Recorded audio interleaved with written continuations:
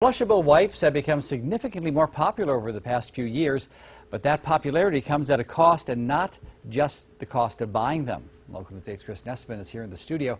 Chris, these wipes advertise that they are flushable and biodegradable, but you're saying that's not necessarily the case. Nope, it's not, Jay. In fact, I talked to city leaders from both Rexburg and Idaho Falls, and both cities, as well as many other cities around the world, are seeing increased sewage problems because of these wipes. They're essentially cloth, so they don't break down at all in the wastewater stream. By not breaking down, these flushable wipes that advertise an extra clean feeling create messes elsewhere. So they're a real mess for us. They're added maintenance, added cost, and added potential for lines plugging. Plugging and clogging really is the major problem. A lot of treatment plants struggle to handle the firmer material, but in some cases, the wipes don't even make it that far.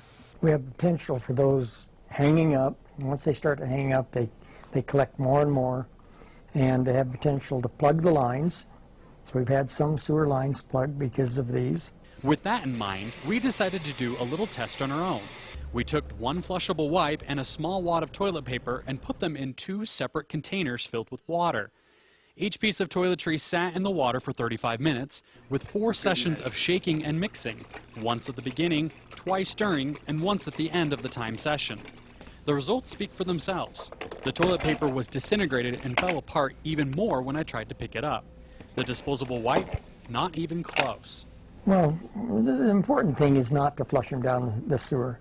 They really need to go in the garbage. In the garbage, they go in the landfill. Still, it's a problem, but we handle solid waste that way. Now, obviously, our test wasn't that scientific or credible, nor does it take into account many of the factors that go into a sewage treatment process, but it does show how much easier traditional toilet paper breaks down compared to the newer flushable wipes. Reporting in studio, I'm Chris Nessman. Everything we needed to know. Thank you, Fascinating Chris. story, Chris. One city in Minnesota is actually taking legal action against the makers of these flushable wipes, and others are asking for more rigorous government standards on what it means for something to be flushable and biodegradable. What do you think? I think I have nothing appropriate to say. What can you say after a story like that? Just remember. But if you have a septic tank, especially be careful, because you never know. I knew you were going to say that. Well, coming up